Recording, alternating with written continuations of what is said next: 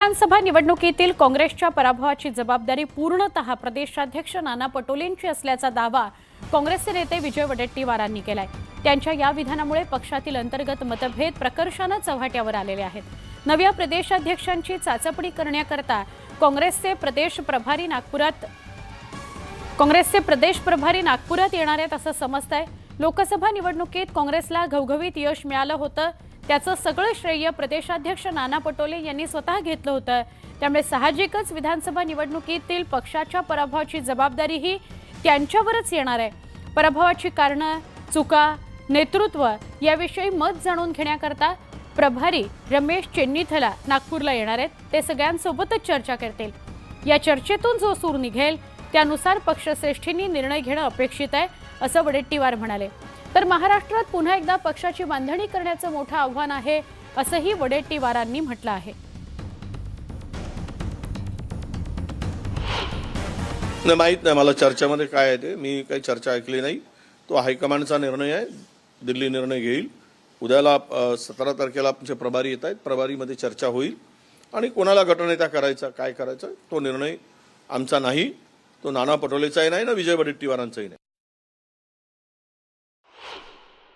नाही नव्या विचाराची नाही, पक्ष ठीक आहे, राजकारणात हार जीत हो सगळं होत असतं, परंतु मला तरी आत्ता असं वाटतं की हायकमांड या संदर्भात गांभीर्याने चर्चा करत आहे, त्यामुळेच प्रभारींना पाठवलं जात आहे, त्यावर चर्चा होईल।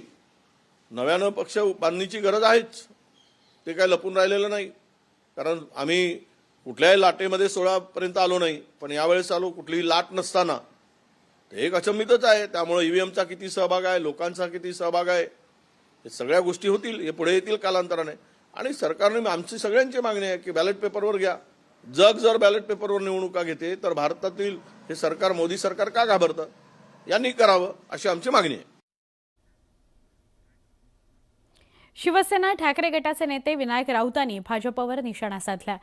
भाजपने शिवसेनेला संपवण्याकरता गद्दार गटाची निर्मिती केली आहे। त्या गद्दार गटाचा वापर करायचा तेवढं ते करणार, नंतर फेकून देणार।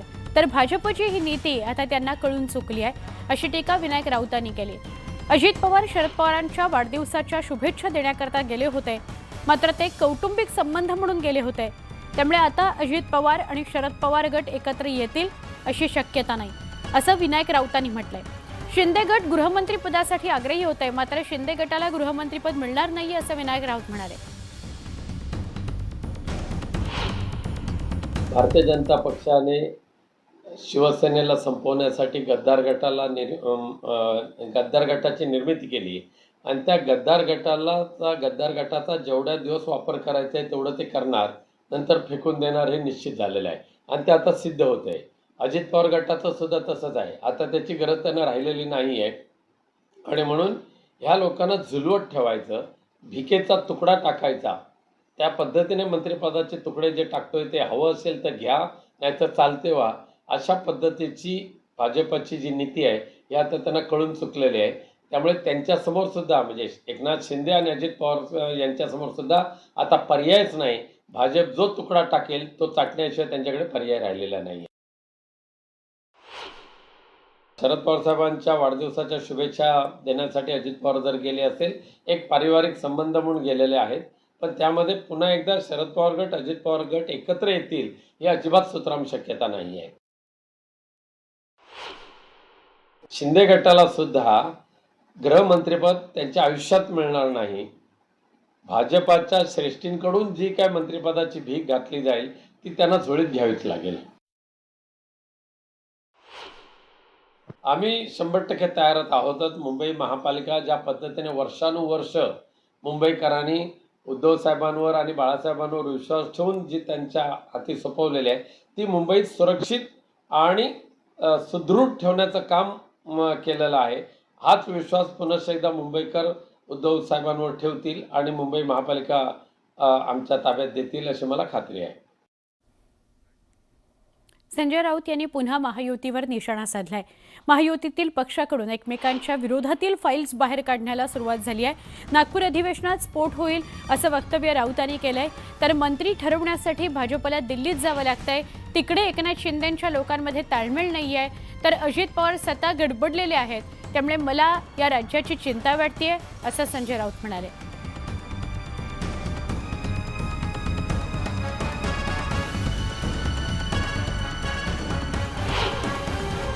गृहमंत्री नाही, आरोग्यमंत्री नाही, शिक्षण मंत्री नाही, परिवहन मंत्री नाही, रस्त्यावर अपघात होत आहेत. कसलं राज्य आहे? याला का राज्य म्हणतात का? तुम्हाला तुमचे मंत्री ठरवता येत नाहीत स्वतःचे. भाजपला दिल्लीत जावं लागतंय. एकनाथ शिंदेना त्यांच्याच लोकांमध्ये ताळमेळ नाही. अजित पवार स्वतः गडबडलेले आहेत. मला या राज्याची चिंता वाटते. बहुमत असलेलं सरकार जर राज्य चालवू शकत नसेल तर या राज्याचं काय होणार? आणि हळूहळू म्हणतोय मी, एक एक एक एक प्रकरण समोर येत जाईल. तुम्ही कोणालाही मंत्री करा, कोणाला मंत्री करायचा आहे किंवा कोणाला वगळणार आहे त्यांचा प्रश्न आहे. तुम्ही कोणालाही मंत्री करा, 3 पक्षाचेच लोक एकमेकाच्या विरुद्ध फायली आणून देणार आहेत आणि तशा फायली यायला सुरुवात झालेली आहे. मुख्यमंत्री पदाची शपथ घेतल्यावर देवेंद्र फडणवीस उद्या नागपुरात जात आहेत. यावेळी मुख्यमंत्री देवेंद्र फडणवीस यांचा जंगी स्वागत सोहळा असणार आहे. मुख्यमंत्री फडणवीस यांच्या स्वागताकरिता नागपूर सज्ज झालेला आहे. नागपूर विमानतळ फडणवीस यांचा निवासस्थान असलेल्या धरमपेठपर्यंत भव्य मिरवणूक काढण्यात येणार आहे. यासाठी ठिकठिकाणी स्वागताचे बॅनर्स लागलेत, झेंडे, होर्डिंग सुद्धा लावण्यात आलेले आहेत. राज्याच्या मुख्यमंत्रीपदी तिसऱ्यांदा विराजमान झाल्यानंतर देवेंद्र फडणवीस यांचं उद्या नागपूरमध्ये पहिल्यांदाच आगमन होणार आहे आणि हे आगमन अत्यंत जल्लोषात व्हावं याकरता जे आहे ते भाजपच्या कार्यकर्त्यांना जागोजागी स्वागताची तयारी केलेली आहे. सध्या आपण नागपूरच्या या धरमपेठ चौकात आहे. इथून काही अंतरावर देवेंद्र फडणवीस यांचं निवासस्थान आहे आणि या चौकामध्ये आपण पाहतो अक्षरशः भगवं वातावरण तयार करण्यात आलेलं आहे. जागोजागी स्वागताच्या कमानी ज्या आहेत त्या उभारण्यात आलेल्या आहेत. भाजपचा जो रंग आहे शेंद्री आणि हिरवा, त्या रंगाचे कापड जे आहे ते जागोजागी बांधून जे आहे ते हा सगळा परिसर भगवामय करण्याचा प्रयत्न जो आहे तो करण्यात आलेला आहे. प्रत्येक स्वागत कमानीवर जे आहे ते वेगवेगळ्या प्रकारचे मेसेज लिहिण्यात आलेले आणि जागोजागी शहरात म्हणजे विमानतळ ते धरमपेठ या सगळ्या परिसरामध्ये विविध प्रकारचे होर्डिंग्स आणि स्वागताच्या कमानी, त्यामध्ये देवेंद्र फडणवीस यांचे मोठमोठाले कटआउट्स जे आहेत ते कार्यकर्त्यांकडून लावण्यात आलेले आहे. देवेंद्र फडणवीस यांचं स्वागत कशा पद्धतीनं जल्लोषात करता येईल या दृष्टीनं जे आहे ते भाजपच्या कार्यकर्त्यांचा हा प्रयत्न आहे. भाजपचे कार्यकर्ते आपल्यासोबत आहेत. उद्या देवेंद्र फडणवीस मुख्यमंत्री झाल्यानंतर पहिल्यांदा नागपूरला येणार आहे.